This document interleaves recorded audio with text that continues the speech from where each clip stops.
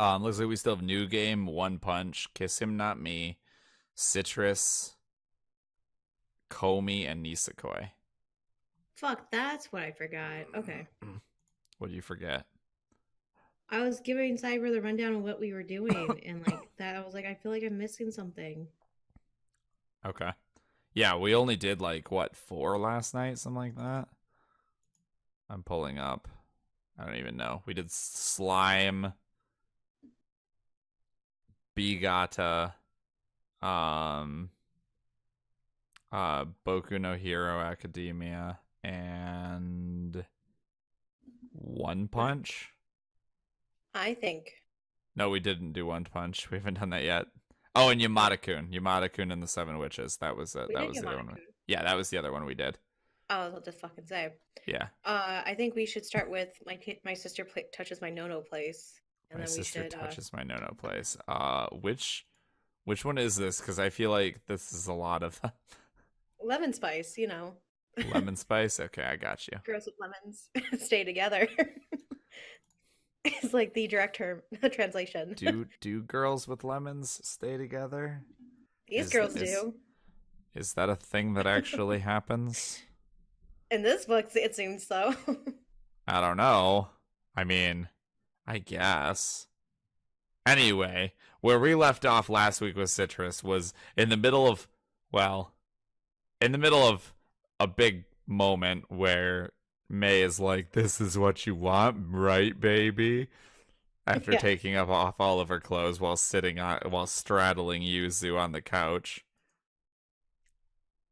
And he was just like, I don't know what I want. And everyone was like, "Oh yeah, finally we're going to get some delicious goddamn food up in here." And then Yuzu's like, "No, I can't do it. I'm sorry. It's just so wrong." Which she actually only says because look at May's face right here. May's doing her fucking I'm unhappy and sad and fucking broken inside face. Yeah, and he was just like, I don't And want Yuzu's to like, come on. "No, I can't do it. Yeah, I'm like, this makes my girl boner sad. I can't do it. I want to finger bang you when you're actually happy. And so May takes this Consent is sexy, May. Can't you be sexy for me?" damn, bro. Taking it to the next level there, huh? No, and then she's just like, I'm sorry, May, I can't do this. And May's like, she doesn't want to touch me. And it's like, I wonder why, May. You're giving her this I'm about to be raped face. I don't quite Right. blame her. God, and poor May, because May's like, "I'm gonna give her my bedroom eyes, because all the guys love these bedroom eyes while they're raping me." Yeah, no. So like May's like, I don't know why she doesn't want to touch me. And then Yuzu's just like, oh God, I'm a pervert. Like poor people. Oh, fucking A. It just felt bad all around. So May just gives Yuzu the cold shoulder. Yeah, pretty much for the next couple days, and then they get ready and go to their what is it? Their school trip, and May, because she's still giving Yuzu the cold shoulder, just chooses to not wake fucking Yuzu up, so Yuzu's running late, and then we have this off little cutscene where it hops over to these two girls who I don't recognize. Well, one of them I'm pretty sure is Kurosaki from Nisekoi. She's got the Yeah. blonde hair. She's got the fucking bow. Except Like, she's not as cute. Let's be real. she's cute. They're both pretty cute. I'm just She's not Kurosaki cute, though. Sarah's the little one. I don't remember the other one's name. Nina. Nina, that's her name. It's on the just fucking so screen. interesting how Jesus different Christ, they are. Tundra. Yeah, Sarah's the littler one, even though she's older, technically, because they're twins. And the taller one is Nina. And basically, what's her face? Yuzu runs into these two at the at the train station while she's running late to go on the train for their trip. And it just so happens that these two are going to a trip to the same place. And they ran into a girl that now Sarah has fallen in love with Yes. because this girl was super nice to Sarah at the train station. For all And those you, you know who. Oh, sorry. what? For all those who haven't yet read this, if you can guess who she's in love with, you get a cookie. Welcome to this personal fucking hell of mine. So then Yuzu's like, oh, I'm in love with a girl too, and I'm going to visit her on my trip. And Sarah's like, I'm rooting for you. And at this moment, you know something bad is going to fucking happen. Yes, because you're like, oh, male friendships. Yay. They're It's like, so cute. it's like you're like, oh, look, they're friends and they like you, they're nice to each other, and it's a perfectly happy relationship. But this is a manga, so shit has to hit the fucking fan. Congratulations, we've been trapped. We're on a train, and this train goes straight to fucking hell with several stops in Town on the way. So yeah, they go on the train and they're late together and they both get an earful. Well, Yuzu gets an earful. And Yeah, then from Yuzu, May. after several attempts of trying to get May's attention, is trying to confess to May. Well, hold on. We're not quite yet. It's gonna happen, but the first thing that happens is they get off the train together, and then Yuzu runs off away from Sarah and Nina, and Sarah sees the love of her life, the girl who is so nice to her, her angel, and it's May. fucking May. Fuck everything. This is why it's hard for some girls to be friends with each other. This Shit is right here. this is why it's hard for me to be happy in my life, because I read manga and watch anime, and this is what it does to me. It turns you into this. So at this point, this is the part where Yuzu hunts down May and wants to like confess her feelings to her. And May just pretty much shoves her off.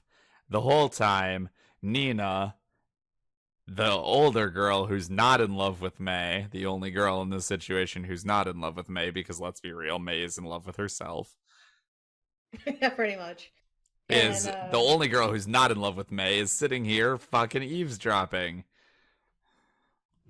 then she's like, "Oh, howdy do. You probably should give up on her if you want my sister to be happy." And Yuzu's like, That's what's going to happen. Jesus. We got stuff to talk about first. First off, first off, Yuzu goes back to her fucking room, bawling her eyes out, and then there's fucking, what's this girl's name again? Harumi?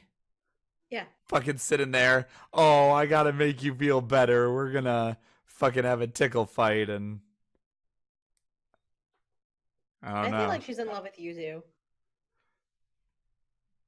I don't know if I want her to be, because I know it's coming, and I know that drama is coming for me. I know I'm going to get a knife in the back, and I feel like I might as well take it to the chest and see it coming. But on the other hand, I'm like, I really don't want her to. I really don't want her to be in love with Yuzu. Can we just have one fucking friendship that isn't fucking ruined by this incestual relationship? Please and fucking thank you. Like, I love their friendship, but at the same time, I like them as a couple better. I know, right? Like, on one hand, Yuzu and May, I feel like they do have chemistry. It's just, like, hidden underneath May's inability to function as a human being. Swear to God, May's like Hishiro, only, like, Yeah. a little more fucking broken.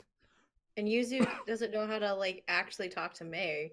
So, like, they don't have actual conversations, not real, actual heart-to-heart meaningful conversations. And then when they do, it's like short. But like with Harmony, they actually have conversations. They're nice and like they're natural with each other. It makes more sense to me that they would hook up because like the chemistry is better with them than it is with me. Like, I'm the only one that probably sees it, but Yeah, and I mean, then there's this scene right here where Yuzu is trying to catch up to Mei, and Harumi comes over and is like, "I got you a love charm," and I'm just like, I'm yeah, just to myself, I'm like, how is this not a fucking ship? right. She's so adorable, and I'm like, I ship this so. You know what I almost ship? I almost ship Harumi and Momo, and just be like, "Oh God, neither one of us can have the girls we love. Let's comfort each other Each just for other. tonight." I knew that was coming. I was like, bro, I feel there were so many fanfics about that. Momo is already fucking Misha. Let's just fucking seal the goddamn deal right here and now. So yeah, Yuzu's like, oh, I have the confidence, and she goes forth in her confidence. But because this is manga, You know what? Our ship has finally sailed, ladies and gentlemen. Yuzu is asking Mei out, and then that like ship the sails tea right into harbor, a fucking iceberg. just like the tea harbor. He got dunked into the river. Oh yeah, by the way, we were like the Brits. We were shipping it with the tea, and then the Americans came and they said, "Fuck your tea," and they like our cannon. They just shoved it under the water. So yeah, basically, someone told Mei that they like her.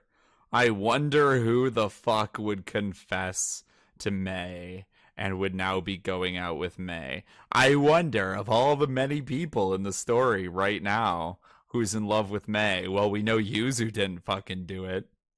And we We know know fucking Momo didn't do it. we know Momo didn't do it again. And we know fucking Harumi doesn't act is the only person who doesn't fucking love Mei around here.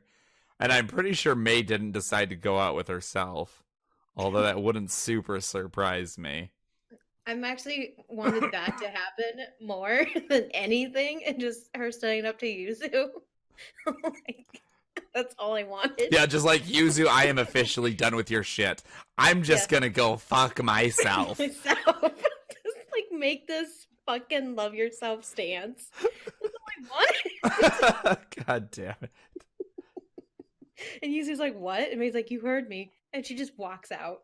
Like, just, that's how it ends. Just like, I am Um, officially done with your shit, bitch. and then she looks in the mirror like, come on, me. Let's go get some dessert. You earned it. It just goes. Just goes, Like, Mizu follows her and finds her sitting at a table by herself with 2 fucking ice creams. it's like a mirror. I got one for each of us. Oh my god. And at this point, Yeah. she's officially fucking 50% off. Yes, yes. I love that reference. Holy shit. But no, in all seriousness, they How like did we get Sarah. lost on the train home? Because you killed a May that could read.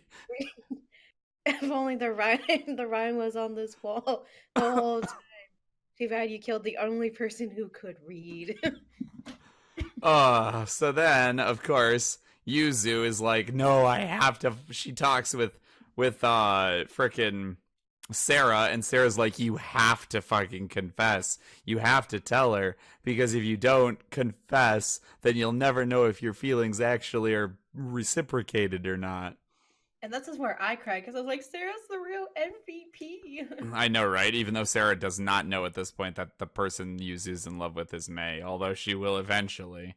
First off, of course, MVP. we have Yuzu then gets to talk to fucking Nina, and this trifling hoe. Like, oh my god, this trifling fucking hoe.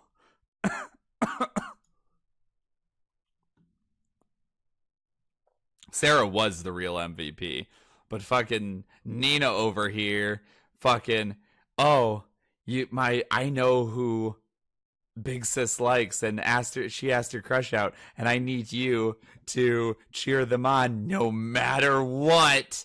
Okay. Yeah, just like tries to pull this bullshit. And I was like, Nina, stop. Nina, no. Do you promise me? Look into my fucking yandere as fuck eyes and Fuck eyes. promise me. these are the eyes that you don't want to fuck with. God, Nina was such a trifling hoe this whole goddamn fucking So Yuzu's volume. like, yeah, I promise. Because, honestly, I would just agree to, because I don't want to get, like, fucking Shanked? cut. Yeah, like, this is survival at this point. So she does. And then things kind of happen in between, like May and Yuzu are still awkward with each other.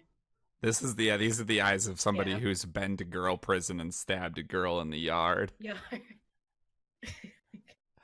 Are we gonna make 50% off? I was just gonna say I am going to make 50% off Oh my references God. this whole fucking episode. For all of you who don't know, 50% off is Splash. What is it? It's like It's swimming Splash Freeze abridged series. abridged series.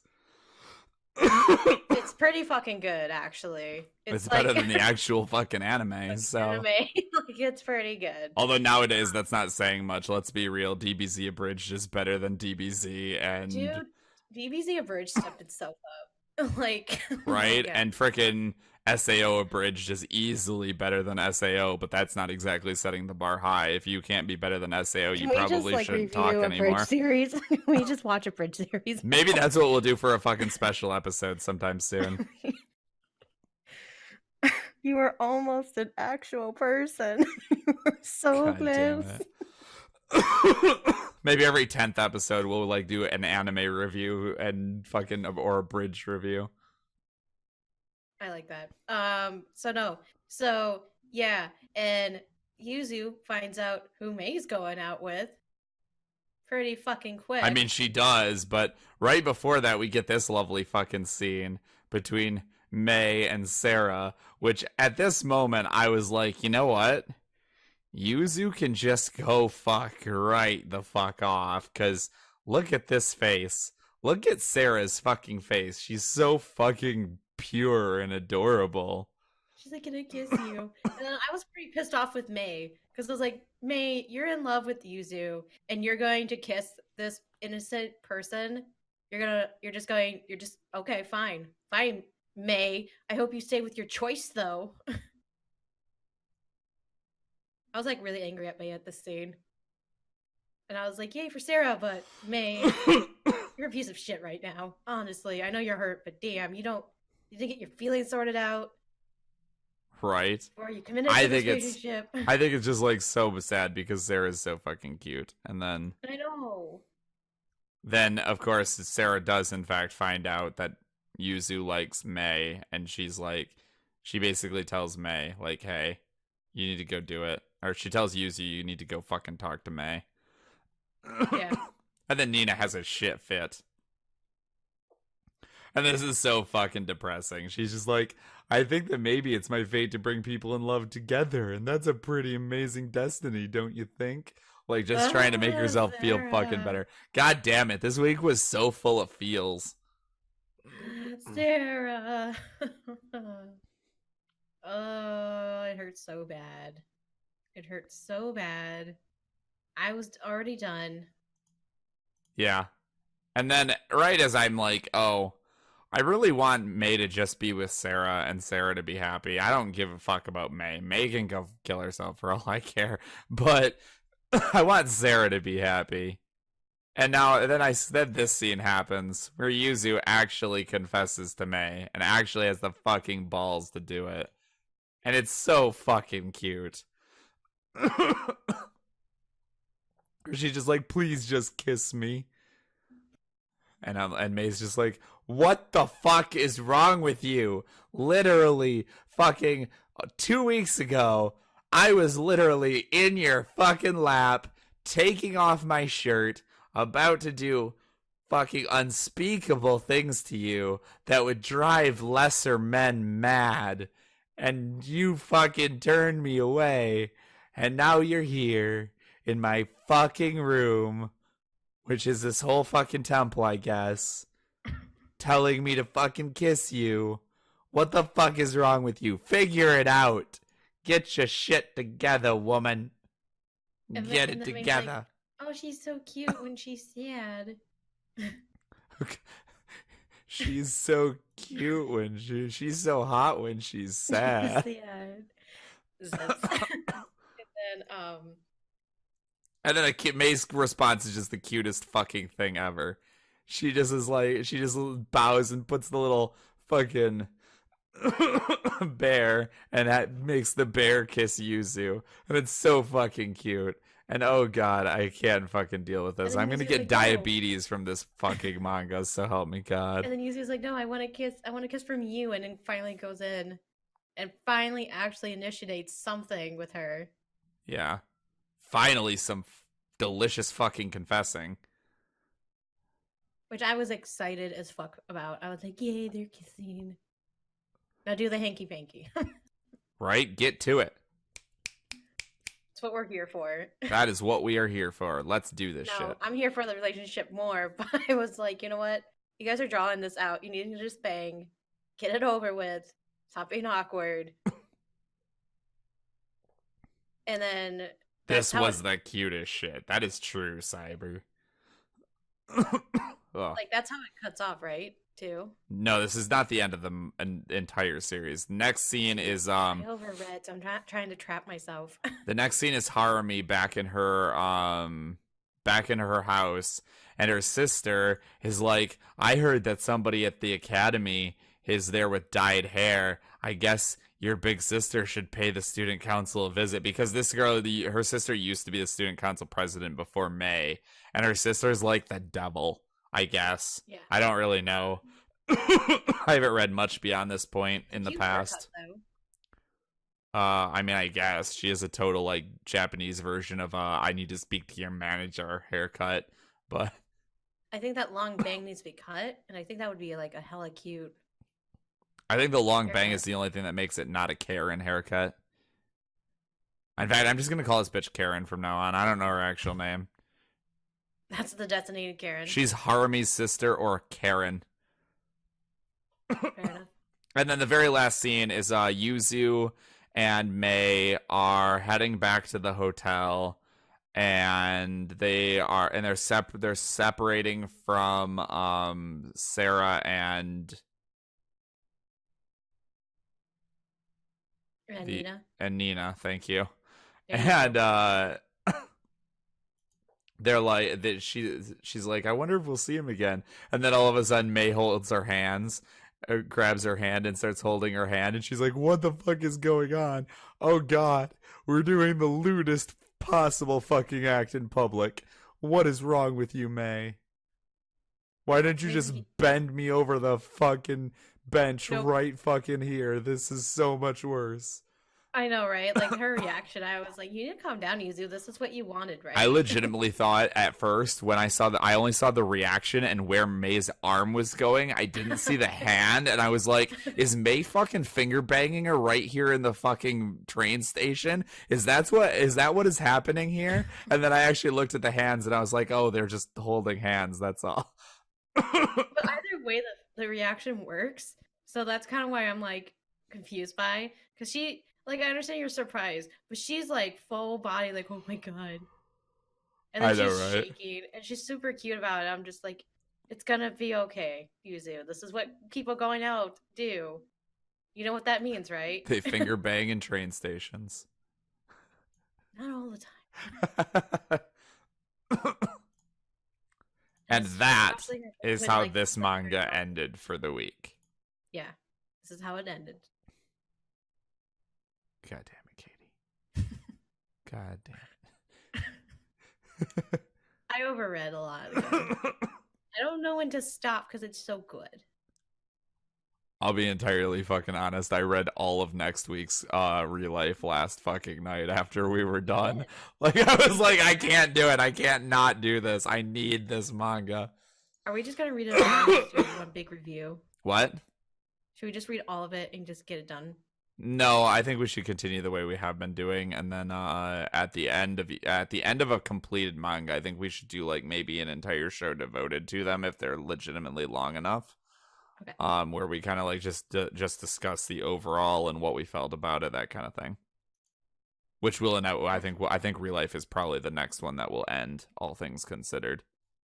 We might catch up to where Komi currently is before Real Life ends, but we won't. But Komi's not finished, so Fair enough. All right, I say we go to Nisekoi. Nisekoi. Wait, did we already talk about Nisekoi? I don't remember if we did. Why is this? I swear to God, we talked about Paula. We did. We did do Nisekoi. I think we only talked about Paula, but I don't remember talking about any of the rest. We did talk about it. I think we only talked about Paula. I think Yeah. I mentioned Paula offhand because I mentioned that a new... Right. I remember how it happened. I mentioned that a new girl shows up in Nisekoi, even though the girl isn't a love interest. And you were like, who the fuck are you talking about? And I was like, Paula. And you were like, who the fuck is Paula? And that was the extent of the conversation. We didn't actually do Nisekoi. Like, and he showed me a picture of her, and I was like, oh, I thought her name was Kagome for some reason. Yes, that was the extent of that conversation. So basically, the very first thing that happens this week is Paula fucking shows up, and she's apparently like a rival of Tsugumi's from back in America, and I guess Paula is actually an American, and because you can't have a much more American name than Paula McCoy. With fucking 2 guns. Just so we're on the same page, these guns are the most unwieldy pieces of garbage. Like, it makes me cringe a little bit. Right? The fucking sawed-off pump-action shotgun is a little bit ridiculous to try in one hand. And then, especially as a cutesy little girl like this. And then you've got this massive fucking Desert Eagle with a longer fucking handle than anything should ever fucking have. Bad. Like, what is it? What is this fucking barrel? Like, are you trying to long range fucking shoot with like a pistol? Are you brain dead? Like, what is the point of having a barrel that freaking long? Unless you've got to caliber it, unless you're firing like a 500 Magnum out of it. In that case, you are not one-handing this fucking gun. Not unless you want a broken shoulder or broken arm in maybe 2 places and probably a broken nose when the recoil slams it into your fucking face. Yeah. Should have gotten smaller pistols. Try gun in it. Goddamn. I like the coat though. I like the outfit. I was like, hell yeah. I would bang her in this fucking coat. But I'm interested in like the nicknames, Black Tiger. And then like I was really interested in seeing how this is gonna turn out. Yeah, and then she gets upset. She's like, this is Paula McCoy. We used to work together. Don't call me Paula. I hate that name. It's so uncool. And Paula just wants to fight with her, and Tsugumi's just like, you want to eat? Yeah. You want to eat lunch together? So, of course, Tsugumi just takes her back to her fucking apartment and feeds her. And feeds Raku as well. And apparently she makes good fucking food. Finally, some delicious fucking food. And Raku's like, oh, you'd make a great wife. And it's like, oh god, Tsugumi cannot handle this. Tsugumi cannot fucking handle this situation. Other Raku, stop trying to add more people to your harem. You already got a good number of people. He's only got 2, other than Tsugumi. He's got like 5 people after his dick. It's, like, it's Kirasaki, Onodera, Tsugumi, and that's it right now, I'm pretty sure. Oh, and Tachibana. Whose first name I can never fucking remember for some reason. Yeah, and then you count himself, and that's 5 people. He doesn't want his own dick. Honestly, I think at this point he'd rather cut it off than deal with the problems it's giving him. I guess that's fair. I know if the possibility of having to stick it in Kirasaki was on the table, I'd be like, nope, goodbye. You've served me well until this point, but we must part ways now. That's what you're gonna say? Huh? Verbatim, that's what you're gonna say? That's what I would say, yeah. Okay, interesting. Yep. Alright, so what happens next? That's why I'm glad I'll never have to bang Kurosaki. So the next thing that basically happens is Paula is like, all right, you wanna make this, I need to have some sort of competition with you to prove I'm better than you. So this is the competition. The first one of us to steal a kiss from these lips, and as she points to Raku's lips, wins the competition, and we have 1 hour to do it. And Tsugumi's just like, oh god, I'm actually in hell. This is hell. This is what hell looks like, and I am here right now. First, I discovered I was a girl, and then I discovered I have to kiss this boy, and now I don't know how to feel about it. Except she likes this boy a lot. Yeah. I don't know. I legitimately fucking think that Tsugumi is pretty goddamn close to best girl. Especially because when she eventually catches Raku, this is the fucking scene that happens. This is the most cute-ass, adorable shit. This is more fucking adorable than the shit that happened in fucking real life or fucking or fucking Comey or Citrus this week, which we'll talk about what happened in Comey in a little bit. It was pretty cute. It's pretty fucking cute, but we'll get to it. But anyway, this is so fucking cute. This whole, no, you don't talk. And then she just touches his lips and then touches her own, and she's like, there, are you happy with this cute fucking, I don't even know how to handle this face? Like, oh my god, what do you even do with this girl? For real. What do you do with this girl? Hand-to-hand kisses. I bet you give her hand-to-hand kisses.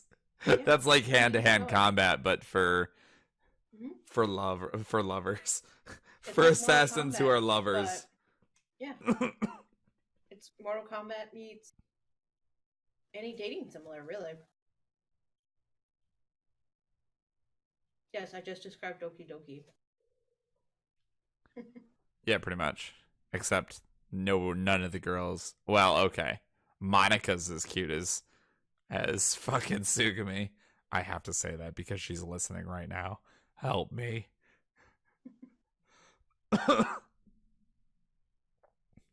So anyway, after this little interlude, I don't know how else we could really refer to it. Somehow Ruri manages to lose her fucking glasses and enlists Onodera and Raku to help her find them. And she is blind. She cannot see shit without her glasses. Like, she's running into walls. She's tripping over her own feet and falling forwards. She can barely even see the walls around her. She fucking finds a shoe on the ground and thinks she found her glasses. Look, I found them. Here they are. Nope, wait, it's just a shoe. I just need the Velma sweater and the Jinkies. Where's my glasses? And then she tries to send Onodera and Raku away and tries to get them to talk to each other. And it works out a whole lot of not at all. And Onodera goes away. And then Raku asks Ruri if Onodera has a crush on anybody. And Ruri's just like, why would I tell you if she did? Are you a fucking moron? Oh my god. How have you not figured this out? Because he's a dense fucking MC of a harem manga. Like, there's 4 girls that wants his dick, and he only knows 2 of the 4 girls that want his dick. God damn it, this is DDLC. 4 girls want his dick, and he's fucking brain dead. Yeah. Which one's Monica? Probably Tsugumi. Probably. Because she's the only person in the group who's killed someone before. Oh my god. Kurosaki is Natsuki because they're both tsunderes. So wait, where's Paula? Paula just kind of bounced after that little interlude scene. Like, she just left. Oh, okay. Yeah, she was not here for Raku. She was very much here for Tsugumi. All right, so what happens next? The next thing is a little bit of a fun scene where Kirasaki's mom is coming home, and Kirasaki's mom is a raging bitch. Which For makes the sense. It makes so much sense. She gets yeah, that's true. Because her dad's a pussy, and her mom's a raging bitch, and she's a tsundere. It's perfect.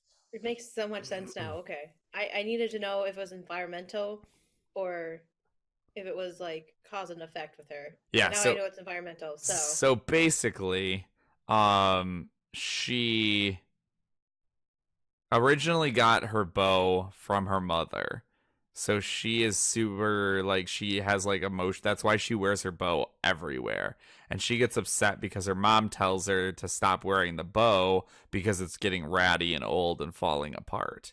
And so she all sad, like, takes off the bow later on that evening, and she's all depressed. And then is like acting as her mom's secretary for the day. Oh, her mom's name, by the way, is Hannah. that makes sense. Not as in American Hannah, but her dad's the American. Yeah. Her name is Hannah, as in Hana, like the word for flower. Hana.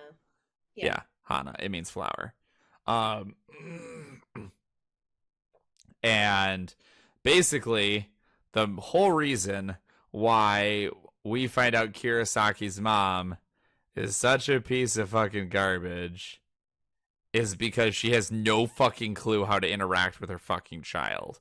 Because she's been gone for so long, working constantly, that she doesn't know how to interact with her kid anymore. And she's worried that her kid hates her. So rather than trying to confront that situation, she just makes it worse by avoiding the entire situation for years at a time.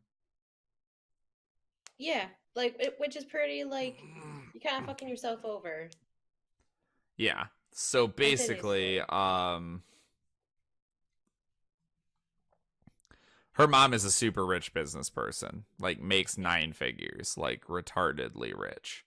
And she has a meeting that she has to go to, but Raku gives his fucking peace of mind to her, manages to convince her to turn her plane around, and she comes back and stops and is probably going to be late for a meeting, but she talks to Kirasaki and she's just like, "Do you still love me?"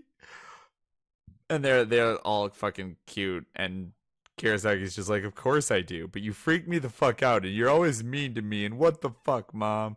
And then they have like a cute reunion, and they spend the day together, even though it'll lose her mom a ton of money through her business, but her mom doesn't care because she's like, "I'm already filthy fucking rich. Fuck that shit. I want to spend time with my daughter." And then we come to find out that she wears the bow because her mom gave her the bow, but she doesn't remember that the reason her mom gave her the bow is because she asked for it because Raku said she'd look fucking cute in it when they were kids. Oh. And it's like, I'm just like, at this point, I'm like, is Raku Jesus fucking Christ? Is everything fucking centralized around him throughout all of fucking history? Like, what the hell is going on here? Like, next we're gonna find out that Onodera's haircut that she has had since a kid is entirely because Raku said she'd look cuter if she were a boy. What if? Hear me out. Since he is now Jesus. What if the security guard girl stayed a boy because Raku's like, "I think you're cute as a boy." Oh my fucking god! Purposely been a boy this whole time. You're right, because they've Raku or Kurosaki and Sugami have known each other for 10 years as well, so it's very possible that Raku knew Sugami from back then as well. Oh god. It's like everybody designed their entire life and their entire style around what Raku would be most attracted to. And it's like, why? He's such a piece of shit. Like, he's a dense motherfucker that has nothing going for him. He's basically Tundra on steroids. That's not true. You're at least intelligent. Can I get a yay in chat if anyone thinks I'm intelligent, and Tundra Ayaya if for everybody who thinks I'm not? You see what I did there? Now they have to subscribe to answer correctly. It's a win-win. That's not fair. And going on, moving along that, because this is why I don't build up your confidence anymore, because you pulled this shit. Now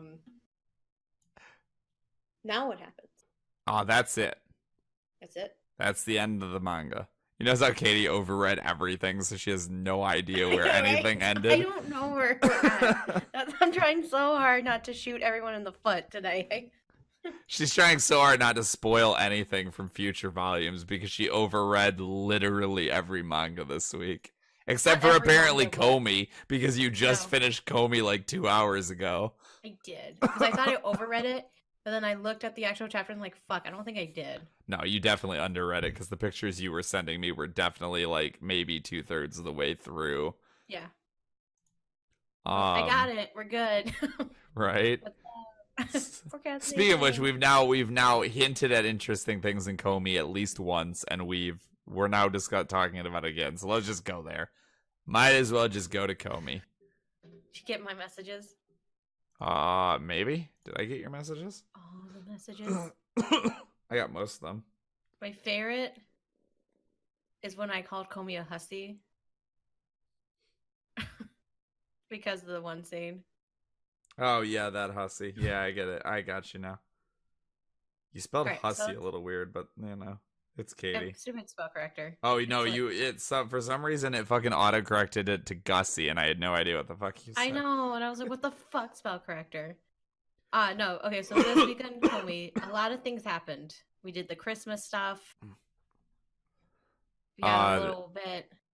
Yeah, except for they combined Christmas and Komi's birthday, which I appreciate, so we don't have to put up with this whole scene more than once in the manga. Basically, it starts with them deciding what gift to give Komi. And frankly, the only ones who were actually worth talking about was, of course, Aguri's gift, because it's brilliant. The excited dog set. Complete with a collar and shoe toys. Because Aguri is a... girl. Huh? A present full of her own desires. I just love his description of everyone's gifts. Yeah, Aguri's perfect. Aguri's best girl. And then we see what Yamai is, who is the only other one who had an interesting scene where she decides that she wants to give Komi herself for her birthday. And because that's what they're discussing, not Christmas presents, but birthday presents, even though her birthday is on Christmas, so same difference. I just love how she's just like, I'm giving her me for Christmas. And everyone's just like, please don't bring something so worthless. Please. Right in the beginning, too. I was like, damn.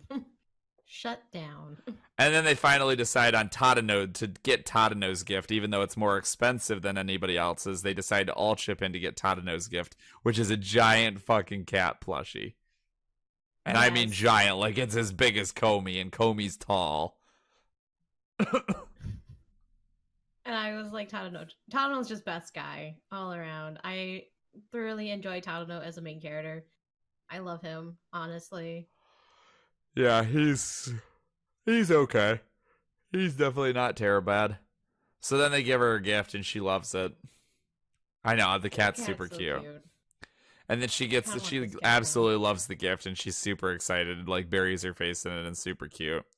And then they have a snowball fight the next day. Somehow Komi ends up on the opposite team of everybody else. Yes. Which I was actually okay with. I was actually okay with this. I hope you put in the scene. My favorite all-time thing is everyone's dying, apparently. Yeah. And they get Aguri, and they get Tadano, and they hit Aguri right into the fucking boob. Of course. And then Tadano gets, like, blasted in the face. And then my favorite bit is that at the very end of the fight, of the snow fight, all the kids on Komi's team have lost, And then Komi goes out to try and throw snowballs at the last three people because, of course, Najimi, Yamai, and Yadano are still all left. And as soon as she comes out, Najimi tries to throw Najimi and Yadano try and throw a snowball at Komi. And as soon as they lift a snowball to throw at Komi, Yamai pelts them both with snowballs. Just absolutely fucking blasts them with snowballs. And they're like, and she's just like, "How dare you try and throw a snowball at Komi?" And then and then Komi comes over with this huge snowball, and Yamai's just like, "I'm sorry, they almost hit you, but please have mercy." And Komi just blasts her in the face with the snowball and wins the game. Yes. Yamai was going full on, please whip me, sensei. Was just like, I did it all for you. Yeah, I intentionally left it out of the scenes because I knew I'd get it. Never mind. Yeah, no. Like, it's like, she just go, does what Yamai does. And Komi's just like, I'm kind of weirded out. Like, she just kind of just goes, nope. And chucks it at her. Yeah, so then they go, and next scene is they have to go visit Grandma again for the new year. So they go to visit Grandma, and Komi is playing this weird card game, it's almost like Go Fish, but you can see the cards, but the way the cards match with each other is like in a special way. So even though you can see the cards, it doesn't matter because it's hard to match the cards. Yeah. Like there's multiple pairings. Or there's multiple points for each pairing. So basically, it's kind of like Go Fish, but you can see the cards, but you have cards in your hand that you have to match the cards in your hand to the cards on the table. And then it's like the more of a match you make, the better your hand is, so the more points you get. So, like, it'd be the equivalent as, like, if you make a royal flush or something like that, it's the hardest to make because you need all 5 very specific cards, but you can then, get the most points, that kind of thing. But all the cards are, like, pretty. They're not just, like, basic playing cards. Which also complicates matters because, like, you can match the cards based on different traits on the cards. So like if one's a spring card, you can match it based on it being a spring card, or you can match it based on the fact that it's a tree, or you can match it based on the fact that it's a plum tree kind of thing. Which is like, it's really overly complex and I have no idea what the fuck is going on in it, to be entirely honest. Yeah, but it was a really cute game. It was a cute game, and I just love how I pulled this scene just because I loved how they were gonna play it together, her and her cousin, and it's just like Grandma wants to play too. Yeah, no, Grandma's super cute, and this whole thing, and then like the cousin loses, and so it's Komi versus the grandma, and I'm pretty sure the grandma let Komi win because the grandma's like, "Oh, you got this secret move," and the cousin's like, "What the fuck are you talking about?" No, the cousin the cousin at first was like, basically there's one way of playing the cards. It's basically like going for the royal flush, where the royal flush is absolutely useless unless you have all 5 cards, because there's literally no benefit to having it. Okay. Because so basically, but if you don't have all 5 cards, you literally outright lose because you have nothing in your hand. But if you do have all 5 cards, you have the best hand in the entire game. And Komi didn't understand that. She was just grabbing pretty cards. The girl understood, why are you grabbing all these shitty cards? There's no way you can win with these shitty cards. And then Grandma was like, but wait, no, she pulled the best possible hand. And then she wins. So Komi was like a hero, and Komi gets all happy. And the grandma's being all so cute about it, and then they go to the shrine together, and it's the cutest fucking thing because like the grandma like appreciates the cousin's outfit, really likes Komi's because Komi's is one of hers, and looks super fucking cute. And then the mom comes out and she's like, "Oh, I can fit in this whole thing," and the grandma's like just walks out. I'm glad sometimes I just let Katie talk ahead and just start switching scenes to match what she's talking about. I got to get a little bit better at that. That's literally what happens next. It is what happens next, but I had pictures for all of that stuff, and I'm trying to flip through them as you Oh, talk. sorry. Yeah, no, Colleen and her grandma's kimono. I love it. She looks God so damn. cute. Fucking Comey in a kimono. And then their cousin. I don't have the cousin. The cousin's just in this cute And the mom. little kid one, and the mom is in this, like, what's kind of considered, I don't know why, but there's this version of a kimono that has like a fur wrapping around the top that is always treated like kind of like a sleazy version of the kimono. It's always kind of like, it's never outright said, because it's never outright said anywhere in Japan stuff, that but basically it's basically like the slutty version of a kimono. And So like the grandma just ignores her. so the grandma just ignores her, and she pops up and she's like, I guess I can still make this work, and is being all like flirtatious about it, and it's like, okay. Yeah, then they go to the shrine together. And it's super cute because Comey reflects about what happened over a year and gets all go happy. It made me feel so good. I was like, this is a good scene. Yeah, so then Okay. afterwards Comey decides to volunteer to help out at the shrine, who just so happens that Comey's family is from the south, down by where Inaka lives. So that's where Yes. they are. And Inaka is already helping at this shrine. So Comey ends up working with Inaka, and the whole time Inaka's like, oh god, I don't want her to find out that I'm a country bumpkin, because she's always worried about that. And then Comey finds out anyway that it is in fact Inaka helping her, and Inaka's just being, the usual cute Inaka. Inaka has got to be easily, like, I don't know, second best girl. Mm. I don't know. I just think she's so cute. She's always so cute about everything. Maybe I just have a thing for country girls. I don't know. You do. Especially short hairs. And That's true then too. The short hair definitely helps. Look how cute she is. so yeah, so then they go back to school, right? Isn't or no. Yeah. They definitely, yeah, they go back to school, and then God, I can never remember this dude's name, but it's the dude. It's best boy for Tadano. Asks, Gangster. basically creates this whole plan of how to become better friends with Tadano, and it's literally a fucking date. He literally plans to take Tadano out on a fucking date. It even says, let's become closer friends with Tadano-kun date plan. Yeah.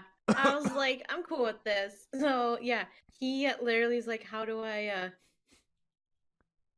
like, oh, how do I get him on the phone? How do I ask him? Yeah, and then he Right? finally asks him very poorly to go to the ice rink with him. And then Tadano asks if he can invite Comey along. So they all go, the three of them all go to the ice rink. And the best part is that neither of them, only Tadano knows how to fucking ice Ice. skate. Yeah. So he goes out on the ice, and the dude immediately falls on his ass. And he's like, oh shit, this isn't going to work. So then Tadano is like, I'll teach you how to skate. And then he teaches him how to skate. And then he goes back to help Comey teach Comey how to skate. And he's teaching Comey how to stop. And it's just the cutest fucking thing. Honestly, this scene highlighted how fit Tadano looks. This is Like, true. like Tadano actually looks pretty fit, and I was really surprised, and not that surprised, but I was like, Tadano actually has quite a bit going on. He's not bad looking. He has a good body. He's nice. He's caring. Like, he's the total package. I can see why Comey goes for him. I saw Tadano in this outfit, and I immediately thought to myself, can you hear my My heartbeat? heartbeat. I know. I know. I did too. I'm so um, happy. but yeah, he's teaching Comey how to stop, and anyone who knows how to ice skate knows that if you put too much pressure on the foot that's trying to stop you, your weight will shift onto that foot, and you'll immediately do a 180 spin. because Yeah. of the way that that foot will then take the ice. The goal of turning it sideways is to use the side of the blade to drag to slow yourself to a stop. But if you put too much weight on it, you'll shift your weight onto that foot and you'll start skating on that foot to the side because that foot is angled to the side, and then because the first foot is still angled forwards, you'll turn and you'll do a very quick 180-degree turn, and that happens while he's standing next to her. So all of a sudden she's suddenly bump facing him because it makes you turn forwards because you continue forward momentum, and you move forward and she moves forwards, spins in a 180, and then continues going forwards because again momentum continues forwards. So she then bumps right into him in front of him, and they're like face to face, and it's just so fucking cute. I just saw this and I was just like, this is like the perfect fucking date moment right here. And then he's so embarrassed he runs off. Yeah, he gets super embarrassed. This is the moment right here where you kiss the girl you're on a date with. Right at this moment. Like And she would have let you too. She would have been like cool with it. maybe. I don't know. I think Comey likes Aguri. He wished so hard. Hey, I can push my thoughts onto Comey just like everybody else does.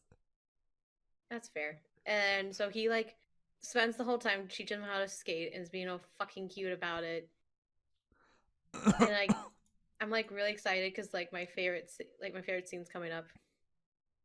Yeah, because then everyone else is properly fucking dressed for going to the ice rink. We've got Dum Dum over here who's actually wearing legitimate warm cold weather clothes. We've got Comey who's wearing a full-on coat, and then we've got Tadano with his sleeves fucking rolled up, barely wearing anything at all. So of course, Tadano gets a fucking cold, and he tries to call Najimi to come help him through his cold.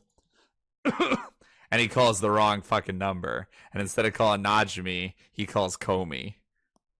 Yeah, and of course Comey rushes the fuck over before they can even get off the phone.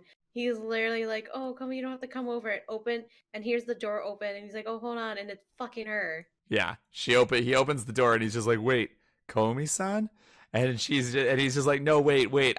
It would be bad if I give the cold to you." And the whole time as he's saying this, she's just pushing him backwards and walking into the house. She's so assertive. I love this whole scene. She was being so assertive and cute. I was like, "Yes, Comey, yes." I just love this, how she's just like, "Nope, I am not taking fucking no for an answer. You are fucking going back in the house and I am coming with you." Yeah, and so she takes care of him in the cutest fucking way. Makes him soup. Makes him soup, checks his temperature, tucks him in, shit like that. But the best scene of all happens. And then she's laying there pretty much unconscious, and she sees his hand simply laying out on the mat, and she's like, "Oh, I'm gonna go hold his hand because nobody's here." She even checks to make sure nobody's looking, and she's like, "I want to hold his hand." Fucking lewd ass Comey. Naughty girl. Naughty. And so, of course, the worst person ever comes and sees this. He called Najimi, after all, as well. So Najimi walks in with all these things to make him feel better. And she opens opens the door and immediately sees Comey sitting there holding Tadano's hand, and Tadano's completely unconscious. So Comey writes Najimi a letter and slips it into Najimi's locker that just says, "Back then I was checking his pulse." Like, needs to clarify because she's adorable. Yeah. And then, of course, the worst thing fucking ever for our ship happens. Tadano wakes up and can't fucking remember anything. He thinks it's all just a fever dream. Or no, she confirms it to him it wasn't. She does it. He does eventually kind of sort of figure out that she did show up and take care of him, but he never realizes that she held his hand, that was real. I know. It made me so sad. They were almost a couple. They were almost a real couple. And that is how Comey ended for the week. Yeah. God damn it. I need some fucking tan fucking, Sound it out. I don't remember the word. It starts with a T. Something solid. I need something solid here, people. You I want can't do everyone it. mad. I can't do it. Fucking citrus gave me what I needed, but only a little bit. That's only a little bit of vitamin C. I need the whole fucking pill of vitamin C from fucking Comey right now. Let's do this. You need to calm the fuck down a little, bro. I don't ever calm down. I have zero chill. I am Katie's version of Tundra. Zero chill. I guess it's fair. I have no chill. I'm I also have a fake robot. chill. That doesn't surprise me actually. All right, so we have what? 2 more left. We didn't do One Punch. We didn't do New Game. We didn't do Kiss Him Not Me. Yeah. That should be it. So those 3. Okay. We got 3 left. Wait, where are the 3? New Game, Kiss Him Not Me, and a One Punch. Okay. All of which are relatively short. Let's do New Game then. Okay. We will start with New Game. I only have a couple. So basically, last week I fucked up and didn't include the director's introduction because this was the first time that the director of the company was being introduced. But she was more properly introduced in this volume anyway, so it actually kind of works out. This is the director, whose name I don't fucking remember. I just always call her Director Girl. She is a pretty lady who entirely bases her hiring and her promotional process on which girl is the cutest. She is basically me if I was running this video game company. That makes so much sense. And it's almost like she made Rin the producer and Yagami the AD entirely to get them to hook up. Most likely. She ships it so fucking hard, and I don't blame her. And thank God I have somebody on my fucking side in this goddamn manga. That's okay.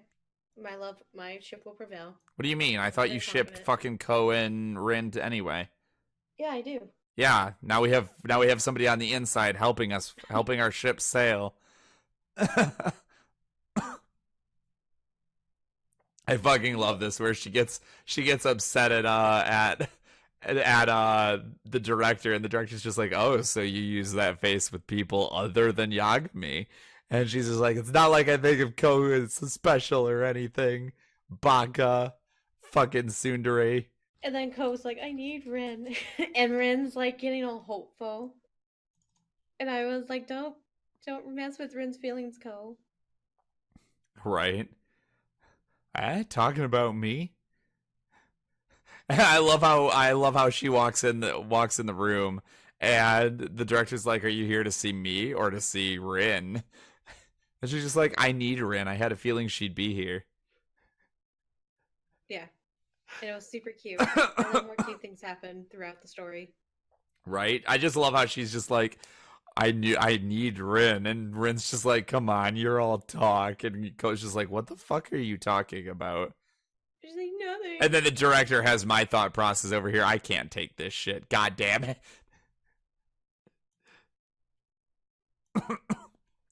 So then we see how, oh god, what's this girl's name?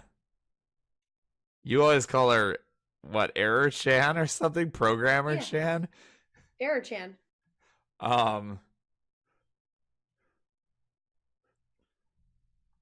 Yeah. Sure, why the fuck not? Umiko, that's her name. So basically Umiko goes up to her and she says, "I'll be the lead programmer on this one, but only on the condition that anytime you change the base parameters, I get to flick you in the forehead." Yeah. I actually really enjoyed that. I was like, that's legit. Yeah. And she eventually agrees to it, which does not work out in her favor.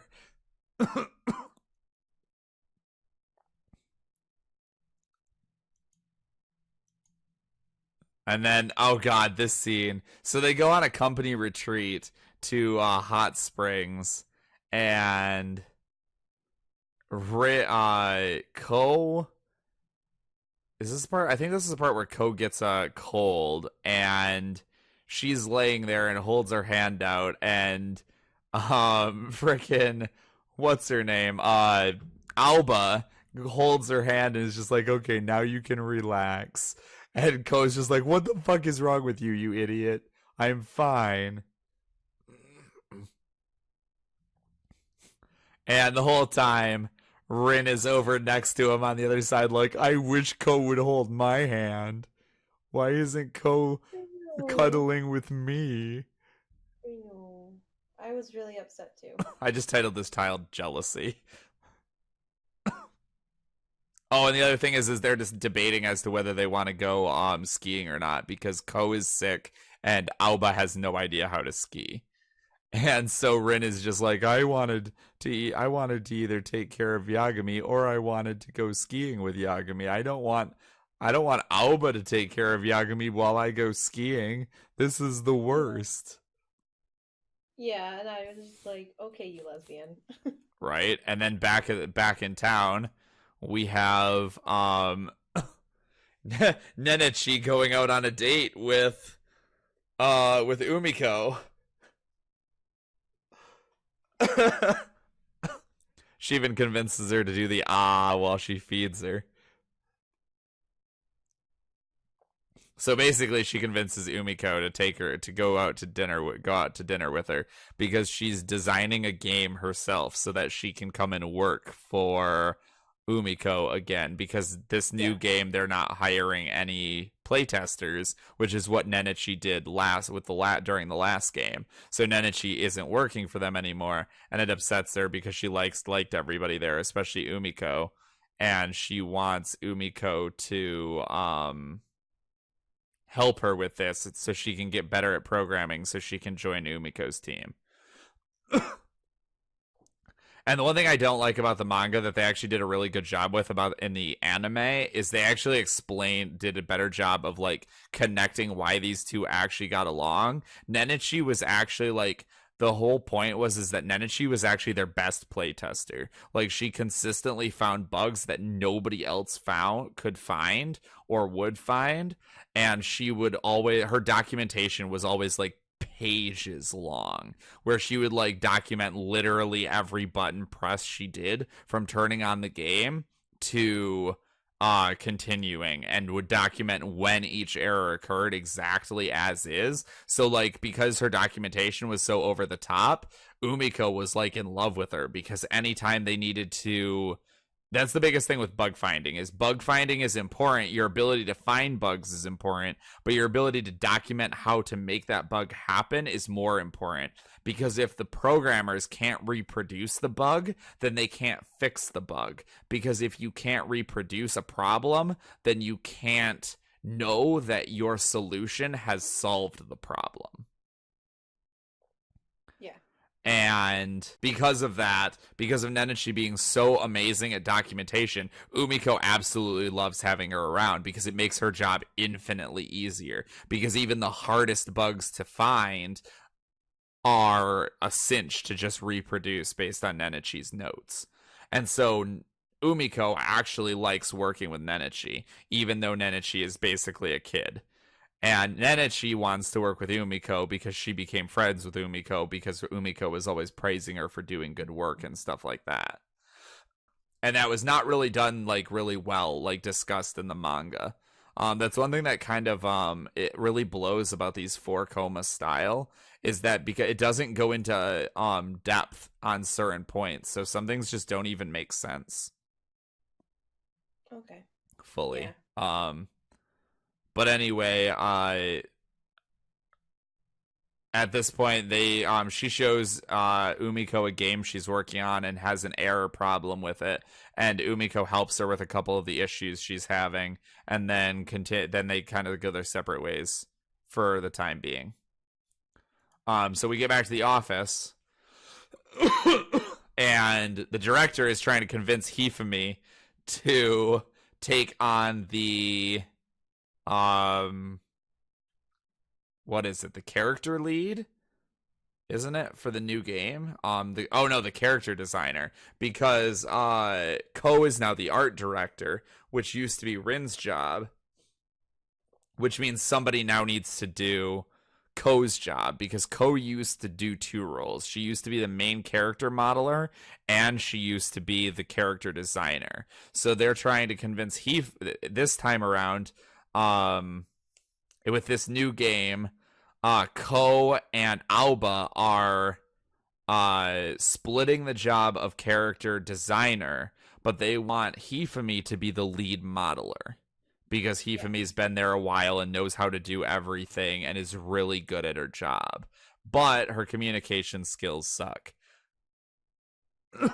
And she's like, but I would just disappoint everybody. But they do eventually convince her to take it, with Aoba's help, which is super fucking cute. And then I just have one last slide, which is just a little image of them playing the new game. Because the new game they're working on is this girl gets thrown into a world of monsters, and she has the power when she kills a monster to turn its body into like a fucking suit that she can wear and make it look like so it's like a stealth, like a combination stealth RPG adventure style game. And it's really, and I just threw this up here because it's really fucking cute.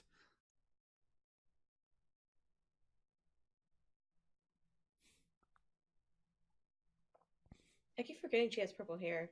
Yes, Aoba has purple hair. She's the only one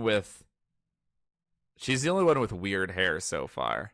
Everyone else has normal hair. Yoon and Ko both have blonde hair. Rin has like a brownish reddish hair. The girl who Hifumi has, like, I guess she has kind of weird hair. It's like a purplish red, like a burgundy almost. But burgundy comes off really weird in in anime and manga. Like the way it's colored comes off weird. And Rin has brown hair. And so does the girl with like the short spiky hair that I can't remember her name off the top of my head, who didn't even show up in this volume at all.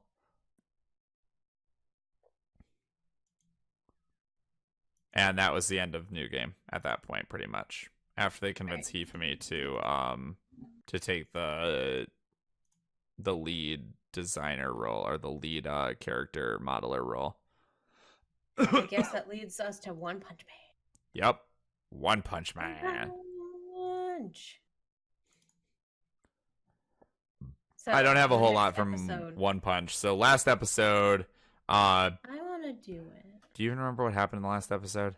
I do, actually. Okay. I was getting ready for it. Go ahead. Go ahead. Tell me. Tell me what happened in the last episode. I'm going to interrupt you when you're wrong. I'm just using peer pressure. It's super effective. Come on. Come on. You said you could do this. I trusted you, Katie.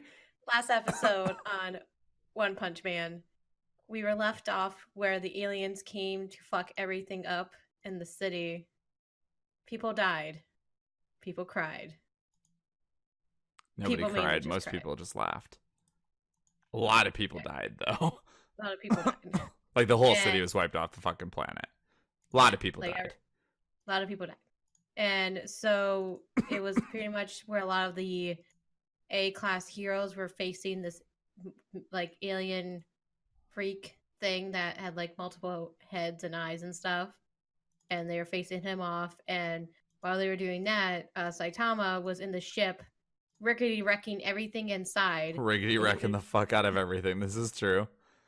And then he was making his way, and then like the final boss guy shows up, and the boss guy's like, "Oh, the prophecy told I would face the strongest person in the world." It's basically all their alien Saitama versus human Saitama, and it was left off basically where Saitama breaks his armor. Oh, yeah. The last thing that happened, this is true, is that Saitama punches him and it shatters the armor that holds back his true power. At which point, they begin to actually fight, and Saitama gets hit in the back of the head, and you're like, oh, Saitama actually is fucked.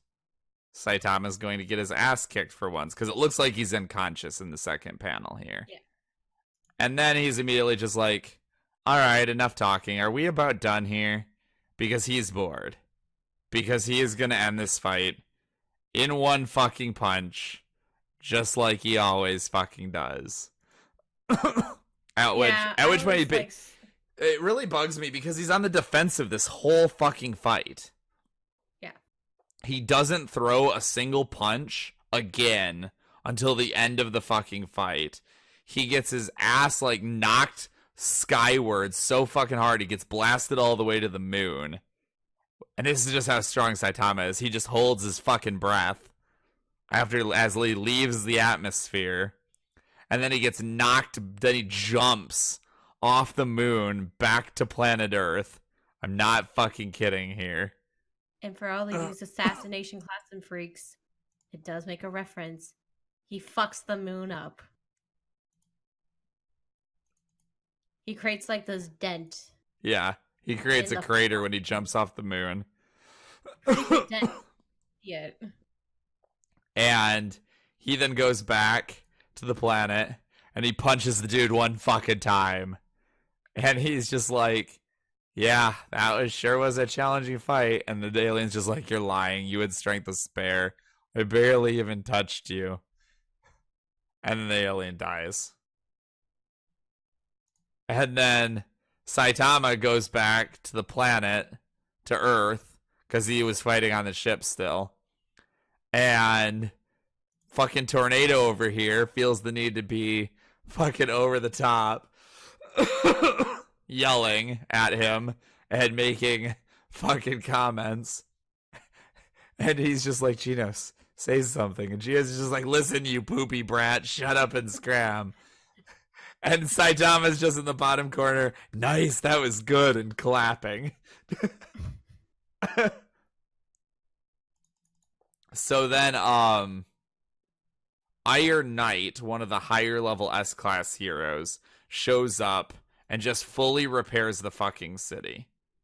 And apparently everyone is saying that Metal Knight is probably Genos' enemy, but nobody really knows why. And then the only other scene in the manga, this is a really short volume, is Saitama gets pulled over by the police and basically gets taken in for questioning because the police hate heroes. And then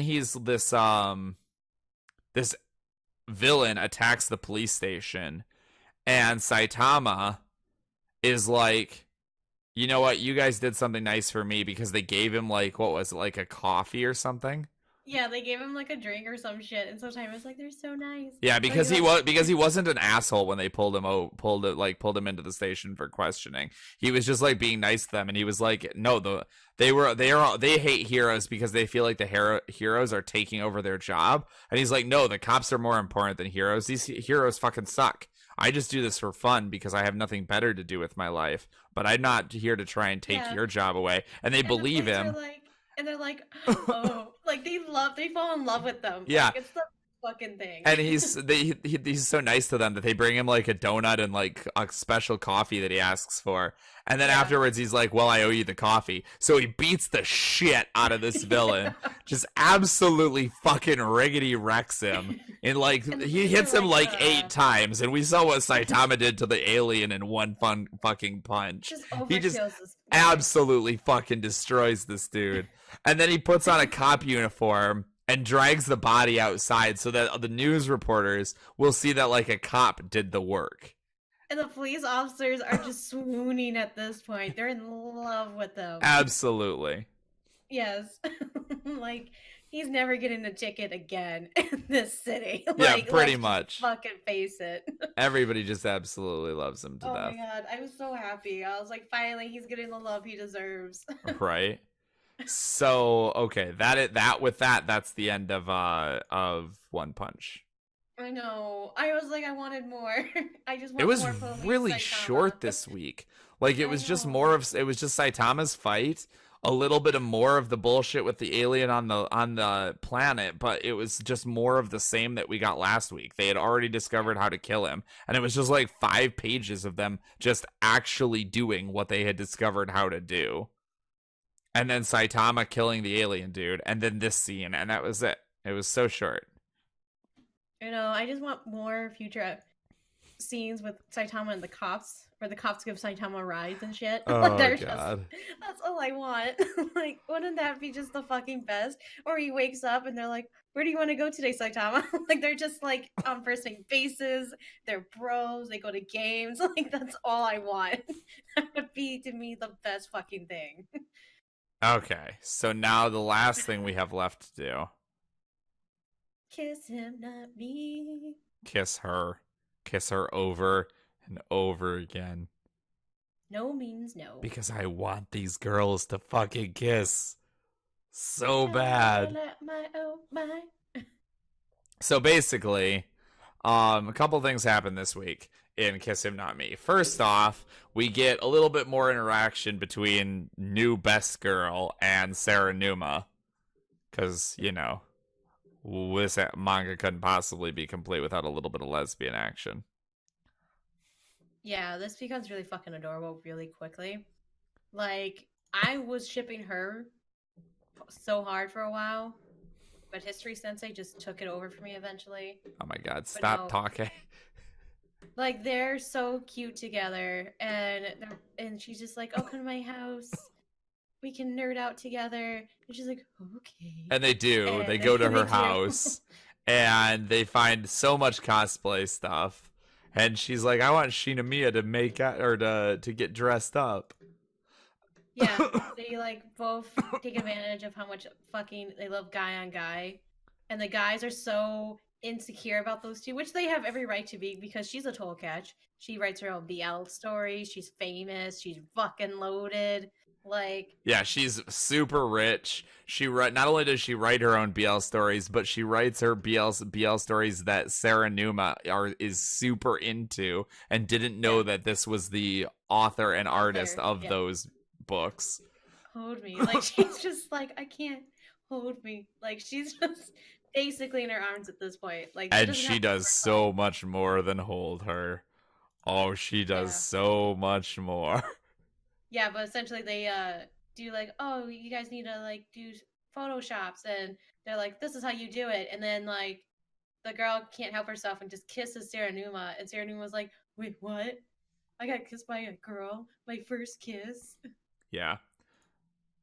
And then they're working on sculpting chocolates for a special what was it? Like an event that if you sculpt a chocolate or make your own chocolates and send it in, you could win like a prize. And her sculpted chocolate does end up winning because they decided to do 3D chocolates to actually make like theirs Yeah, stand out. hers was pretty cute. Like it was funny cute, and I'm glad hers won. But like the whole time, it's just further indicating that she like Best Girl is into Serenuma. Like she is clearly wants Serenuma, and it's nice. Yeah, and then Jackass Boy asks uh Shima why she's into Serenuma, and she says like she's just so cute and cuddly and I love it. And he's just like, "Oh, so you're into the looks, huh? It's pretty blatant." And she's just like, "Well, obviously it's not just that. I mean, if anything, the one who's just into the looks is you, right?" Yes, and I was like, yes, thank you for calling him out. Thank you. Somebody called him out. Fucking finally. I've been waiting for this. Somebody needs to bring the burn heal. Somebody needs to go to the Yeah. Pokemon Center and buy some burn heal for this And motherfucker. because it's a manga, lo and behold, guess who's back? Fat Serenuma's back. We'll get to that. Back again. First off, this is the part where she agrees to send in her sorry. her chocolate and it ends up winning the contest. So then because they have all this extra chocolate that they have been working on, as Serenuma has failed repeatedly to successfully sculpt anything even reasonably good. So they have a She eats huge it all. box of chocolate. And Serenuma's Yeah. just like, well, it'll go to waste if nobody else eats it. So here we are again, right back with fat Serenuma. Which I was cool with. I was like, yay, they brought her back. And then I was like, this will actually test the guys and see if they're really there for her or they're there for her because like she was hot. Yeah, She's still cute. it'll definitely Don't get me wrong. test the guys a little bit. Which I My was surprisingly surprised because the two best people of the group were still like, yeah, we still want her. my bit History said, girl, I this just girl. I just love the title for this card. I don't know what I was thinking when I wrote the title for this card, but it says K-chan right in the middle of it, and I just titled the card Katie-chan. Oh my god, what the fuck? What the actual fuck, dude? I'm cool with it because positive body image, but fuck, man. I don't know why. I just was like, oh, K-chan. That sounds We like know why. Katie-chan. This is perfect. You know why. But no, basically, uh, the blonde hair guy's like, oh, we need to get her to lose weight, and freaks the fuck out for no like, yeah, like if he went from, oh, she gained a lot of weight, that's really unhealthy for the rapid increase of weight losing and weight gaining she's doing. Like, it'd be one thing if he was going from that angle, but he wasn't. He's legitimately like, oh, she's not hot anymore. We need to make her lose weight. Yeah. One of them is about that. One of them is about how unhealthy it is. And then surprisingly, well, we'll get to it. Hold on. Best girl is immediately like, I must give her food. She's so soft and cuddly. I need her to. I love her this way too. I love this because I was like, damn, like, ship it now. I was like, sealed. The ship has been sealed. This was the moment where I was like, okay, I shipped it before because who doesn't like a little bit of Yuri action? But at this point, I was like, oh, she's actually legitimately the best fucking option. Now I don't have to feel creepy about wanting the two girls to hook up. And so, like, that happens, and then, like, History Sensei was more like cool with it. History Sensei. Here's the thing: the best boy before there was a best girl. He is just like, he's like, what are you guys fucking talking about? She put on a couple pounds. There's no fucking difference. Yeah. He's the only one who like legitimately doesn't notice a difference in her weight, no matter what. He recognized her before when she lost all the weight, when nobody recognized her as her. He still recognized, and he's still like, what are you guys talking about? You're all fucking nutsos. Yeah, like, he's just like, it's her, like, personality. Like, he currently sees her as her personality. That's all he really sees, which I can respect that.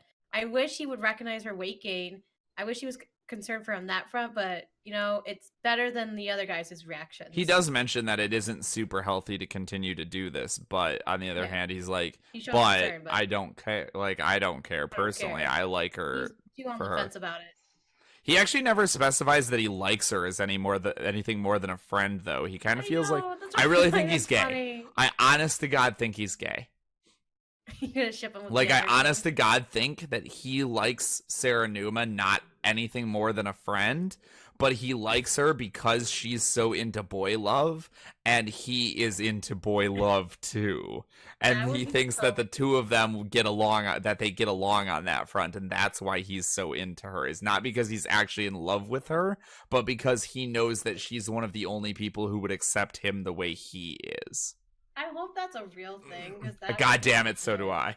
Like, that's the most legit fucking thing ever.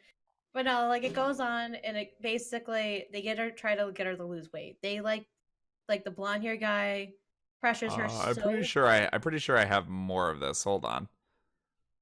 Like, I get really pissed off with how the blonde hairs handle it. Like, there's one thing to coach someone, but then there's being unhealthy coaching someone. Yeah, so basically they coach her on how to lose weight and try and convince her to work hard to lose weight, and she way overdoes it. Admittedly, she overdoes it by choice because they actually do a really good job of coming up with ways for her to exercise that she will actually enjoy. Monitor, because they know her as a person. Well, so that's just because they're idiots. They aren't fucking professional trainers who can teach her how to actually healthily lose the weight. But the fact that they cared enough to try to help her lose the weight in a way that she would enjoy, instead of just being like, I don't care if it makes you miserable, you need to lose the weight. Yeah. They were sweet. I did like younger kid, because he actually shined through a little bit, and he found something that was actually really fun for her to do. Yeah, and then I love this bit where everyone's like, we need to help her lose weight," and the boy Igarashi, who is before this were a shitty boy, asshole boy.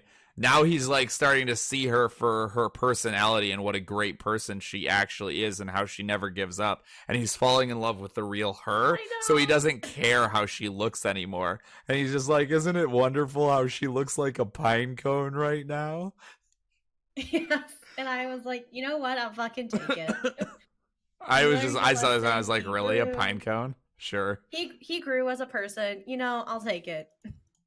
Yeah. I'll just take it. It's better than nothing. Basically, the moral of the story is that everybody wins and she loses the weight and she's cute again. She was cute before, but she gets healthy cute this time. I titled this one, "Oh, thank God." Like, oh my God. No, she gets healthy again, which I was like, okay, exercising to get that healthy is one thing. Like, not eating and getting that is like, that was in the unhealthy part. So I was like, I appreciate they did it in a healthy way. Yeah. And then I love how later they comment, like, "What kind of fucking body do you have that you can suddenly gain and lose overnight so much fucking weight?" I'm more concerned about her, like, what's going on with her calves and what's going on with, like, with her bowed ass knees.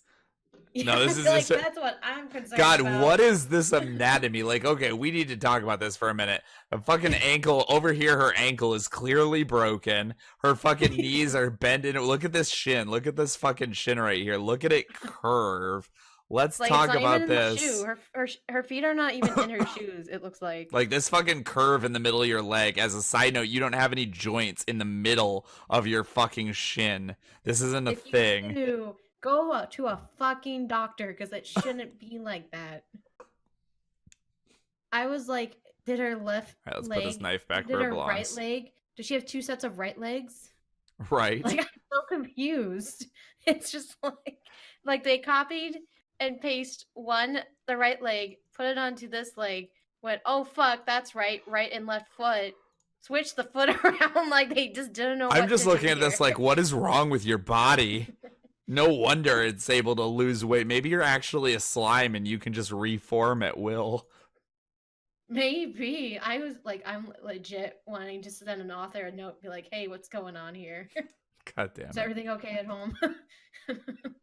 Okay. We need to intervene. And that was literally the last thing that happens is in this volume, other than she goes to the convention, like the special visitor thing that she won by sending in her chocolate, and it goes off and she's super happy and meets all of her favorite artists that did artwork on Mirage Saga, which was the show that made her lose her fucking weight in the first place.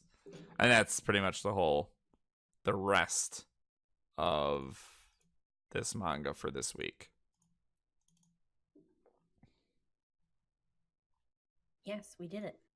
We did, in fact, do it.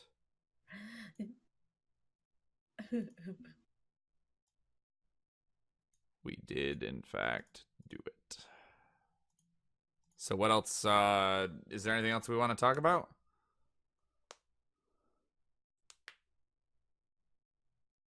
I guess, like, we're gonna have to change the talk show to be like, oh, lesbians meet lesbians or something. Like, we're just gonna pair up all. I mean, we have an LGBTQIA plus tag on the stream, so it's fair. I don't know what else we can do.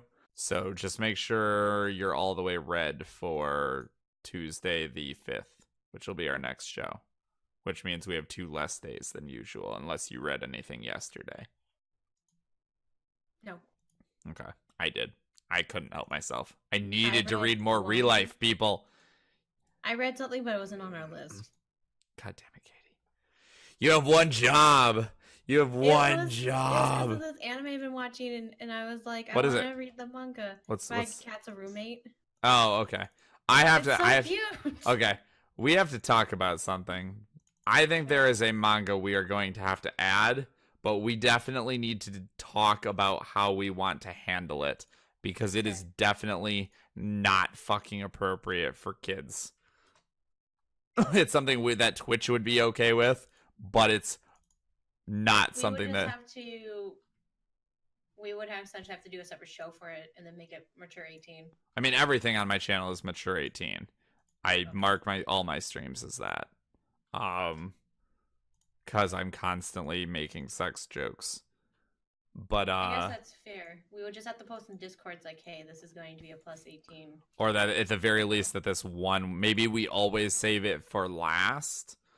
Because I am really interested in reading, especially because most of the people who do the reviews for it say reading it is more worth your time than watching it. What? But it's The Promised Neverland. Oh, I heard really good things about it. You've heard, I'm sure you have. But I well, I'll go ahead and throw up a little bit of a thing real quick. This is what the picture looks like for the cover of the manga. It looks super cute, right? It looks super happy. Everybody's happy. I don't see what you're trying. Oh, yeah. I don't know. Not everyone's gonna be happy. Yeah, it's like fucking Madoka all over again. I'll tell you that right now. Actually, honestly, this is probably worse than Madoka. Okay. And like, I think Elfin Lied isn't, maybe not quite as disturbing as this is gonna be. That being said, I think we should replace something with it at some point in the future, or when something ends. When like the next thing ends, we should replace either it with that, or I've also heard really good things about quintessential quintuplets. Do you know anything about that one? I've seen covers of it on Crunchyroll, but I don't know anything of it. So right off the bat, it's a harem anime. Okay. Or manga, where the main character is actually a decent, functional, three-dimensional personality human being, and none of the girls are actually full-on tropes. The closest one of the girls is very close to being a tsundere, but actually has a much deeper personality than that, just that. Okay. And we know for a solid fact from the first volume that it will end with him getting in a permanent married relationship with one of the girls. Oh, that's kind of nice, actually. But the secret is that it applies we can see your face. It even shows us her face. But the girls are identical quintuplets. So we don't know which one. So we have no fucking clue which one it is. I kind of would watch it. It looks a couple of the anime reviewers I watched say it is easily the best harem anime they've ever seen, and it is one of those harem animes that defies the harem anime trope of being just garbage fan service. Like, another good example of a good harem anime would be, well, Nisekoi is actually lauded as a very good harem anime. Monogatari is another one. Okay, no, I get what you're talking about. Okay, so moving on from that, we'll just carry on episodes for next week then. Yep. And on Tuesday, I'll probably upload my real life stuff to Discord within the next day or so that I can have the scene done a little bit earlier. I want to have more time to work on it. So just so you're aware, but we should have everything ready by next Tuesday for, once. Provided neither one of us gets sick again. Okay. All right, sound good? Yeah, sounds good. All right, is there anything else we want to say to the viewers before we call it for the evening? Stay frosty. Stay frosty. We are always available. I stream full-time every day pretty much, except for Wednesdays and Saturdays. And we do this weekly every week on Tuesday evenings at 8 p.m. Eastern. We just had to postpone it a day to yesterday, and then we only got halfway done because Katie wasn't feeling well midway through the stream. So we did a Yeah. pickup for today. And then anyone who wants to come by and join the Discord, please feel free to join our Discord. And we have a reading list, so anyone can read along with us that is posted there weekly as to what we're reading each week. Yes, please come and join us on that. I'm not streaming tomorrow, but I am streaming on Saturday. So if you want to, I also do writing streamers like Tundra, and like I do readings with him. My Discord's also connected with his, so you can be part of the reading as well. In mine, yeah, I enjoyed being with everyone. Yeah, I'm having I just got diagnosed with thyroid problems, so I'm figuring out medication, and it's going to take a while for medication to actually take effect. And so I've been loopy a lot lately. So Yep, yeah. it So I'll see you happens. guys later, okay? Just remember, Katie, death is only the end if you think the story is about you. Okay, if I'm gonna die, I'm gonna haunt you. Okay, just letting you know. I'm gonna beat the fucking shit out of you because you deserve it. I do deserve it. Someone needs to tell you in your sleep that you need to stop looking up child brides, okay? It's Oh my not god, healthy. here we go again. She was 500 years old. She might have been in the body of a 12-year-old, but she was 500 years old, okay? Bro, It's it's the body perfectly of a legal. 12-year-old. It's not legal, bro. Oh my god. All right. Well, with that, everyone, thank you for coming. And good night, viewers. Good night. Good night, foxes. That was lame. Good night.